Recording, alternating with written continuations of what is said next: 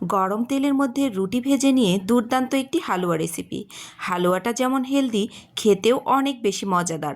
আর তৈরি করা তো মাত্র অল্প সময়ের ব্যাপার। ঝটপট করে এই হালুয়াটি তৈরি করে নাও। এই হালুয়াটি ট্রাই করে দেখতে পারেন, অনেক বেশি মজাদার হয়।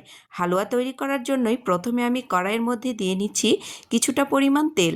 আমি এখানে দুটো রুটি গরম তেলের মধ্যে একদমই মচমচে করে ভেজে নেব। আমরা যে নর্মাল রুটি খাই সেই রুটিগুলো দিয়েই এই হালুয়াটি তৈরি করে নেওয়া যায়। তো আমি একটা রুটি ভেজে নিয়েছি, আরও একটা রুটি আমি এই গরম তেলের মধ্যেই ভেজে নেব। এই তেলের মধ্যেই ভেজে নেব খেজুর আর কাঠবাদাম। আপনারা চাইলে এখানে কাঠবাদামের পরিবর্তে কাজু বাদামও ব্যবহার করতে পারেন।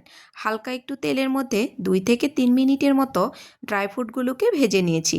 এগুলোকে তেল ছড়িয়ে উঠিয়ে নেব। তো সবগুলোকে উঠিয়ে নেওয়ার পরে কিছুটা ঠান্ডা করে নিতে হবে। ঠান্ডা করার পরে আমি এখানে একটা ব্লেন্ডার জার নিয়েছি। এরপর যেই রুটি দুটো ভেজে নিয়েছিলাম এগুলোকে ছোট টুকরো করে ব্লেন্ডার জারের মধ্যে দিয়ে নিচ্ছি। তো দুটো রুটিকেই আমি টুকরো করে ভেঙে এই ব্লেন্ডার জারের মধ্যে দিয়ে নিয়েছি।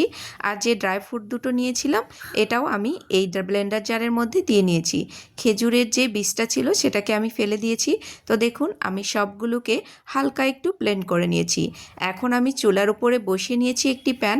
এরপর দিয়ে নিচ্ছি 2 টেবিল চামচ পরিমাণ চিনি, কারণ খেজুরের মধ্যেও কিছুটা মিষ্টি রয়েছে, এই জন্য চিনির পরিমাণটা আমি এখানে অল্প পরিমাণ দিয়েছি।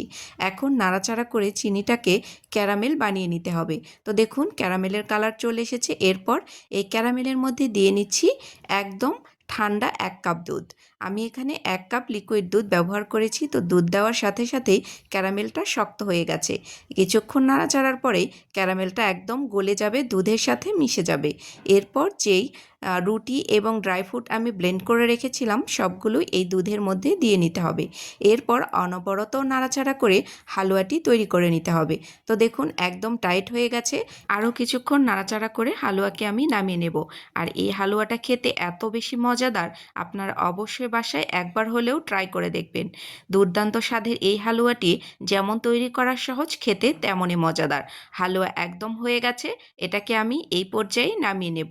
তো একটা প্লেটের মধ্যে আমি হালুয়াকে নামিয়ে নিচ্ছি। তো এর উপরে আমি একটা পেপার বিছিয়ে দিয়েছি যাতে হালুয়াটি চারিদিক থেকে সমান করে বিছিয়ে নিতে পারি।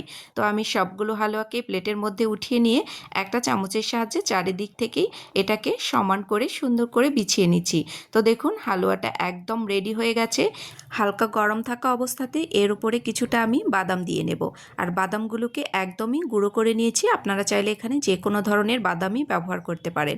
তো এখন এটাকে ঠান্ডা করার পরে আমি আপনাদেরকে কেটে দেখাচ্ছি। দেখুন একদমই তৈরি হয়ে গেছে রুটির হালুয়া। কতটা টেস্টি হবে দেখেই বুঝতে পারছেন। আর হেলদিও তো অবশ্যই। আপনারা অবশ্যই বাসায় একবার হলেও ট্রাই করে দেখবেন। আল্লাহ হাফেজ। আসসালামু আলাইকুম।